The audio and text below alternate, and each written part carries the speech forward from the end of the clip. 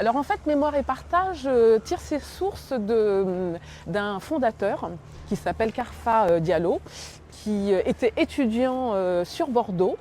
Et il s'est rendu compte qu'on parlait souvent de Bordeaux à travers la gastronomie, à travers les cépages de vin, etc., etc., mais pas forcément sous le prisme du commerce colonial et de l'esclavage.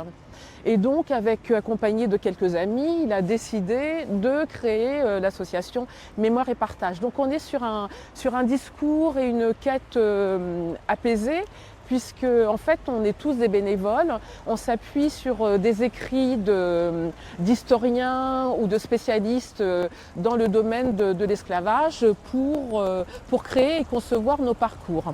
Et donc l'idée c'est aussi bien sur Bordeaux qu'à Poitiers, à Paris, La Rochelle, Bayonne, Le Havre et Rouen, l'idée c'est de pouvoir investir la ville et puis aller à la quête en fait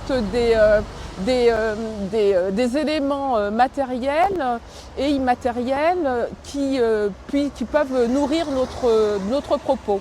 Et donc on a un parcours qui est conçu en 6 étapes. Donc la première étape, ça se situe en fait sur le continent africain, où là on va parler de la traque des Noirs. On va également aborder dans une seconde étape la traversée, c'est-à-dire lorsque une fois avoir esclavisé des personnes de couleur, comment les mettons dans les bateaux, comment on les installe et dans quelles conditions on les installe. Par la suite, il va y avoir également tout un contenu autour des plantations, c'est-à-dire comment vivre une plantation, comment s'organisent au sein de la plantation les différents niveaux de hiérarchie en termes d'esclaves, comment on les missionne. Alors certains seront dédiés à la production, d'autres à la domesticité, etc., etc. Et puis, ce qu'il faut savoir, c'est que les personnes de couleur et les esclaves se sont révoltés, aussi bien sur le continent africain, sur les bateaux, mais également dans les plantations aux Amériques. Et donc il y a eu un fort mouvement de révolte qui conduira par la suite avec Haïti à l'abolition.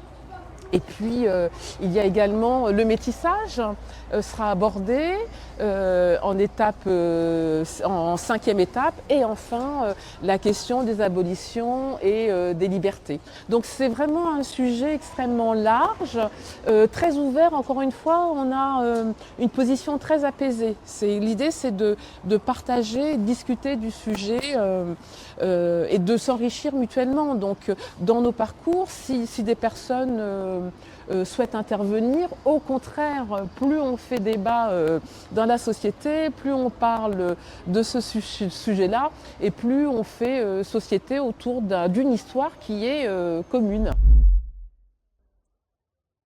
21 février, le Black History Month donc, a lieu à Rouen, avec 2 rendez-vous. Le premier, c'est devant l'hôtel de ville à 10 h pour un parcours mémoire sur l'esclavage normand.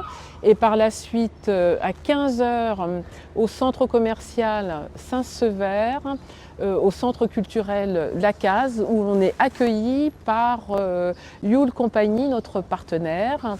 Et dans ce cadre-là, nous fêterons les héritages afro-andins avec comme figure tutélaire Victoria Santa Cruz.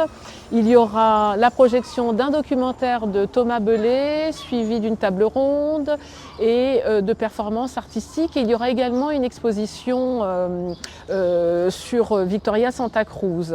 Et donc pour nous joindre, c'est sur le site Hello Association Normandie Mémoire et Partage.